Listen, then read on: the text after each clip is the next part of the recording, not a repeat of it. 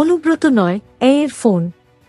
তৃণমূল নেতার বিস্ফোরক দাবি। তৃণমূল কংগ্রেস নেতা অনুব্রত মণ্ডলকে আজ সকাল 11টায় এসডিপিও অফিসে হাজিরার নির্দেশ দেওয়া হয়েছিল, কিন্তু নির্ধারিত সময় পেরিয়ে যাওয়ার পরও তিনি উপস্থিত হননি।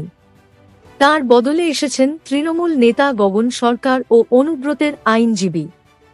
গগন সরকার বিস্ফোরক দাবি করে বলেন, অনুব্রত কোনো ফোন করেননি, আই ব্যবহার করে ফোন করা হয়েছে। দল যা বলবে তাই হবে। অনুব্রত দলের বাইরে যাবেন না, এই দাবি রাজনৈতিক ও তদন্তকারী মহলে তীব্র আলোচনার জন্ম দিয়েছে। বিশ্লেষকদের মতে, এর ব্যবহারের অভিযোগ তদন্তে নতুন জটিলতা যোগ করতে পারে। এটি তদন্ত এড়ানোর কৌশল বা প্রযুক্তির অপব্যবহারের ইঙ্গিত হতে পারে, বলেন সাইবার বিশেষজ্ঞ রাকেশ সিংহ। তৃণমূলের এই অবস্থান দলের কেন্দ্রীয় নেতৃত্বের নির্দেশের প্রতি অনুব্রতের আনুগত্য প্রকাশ করে।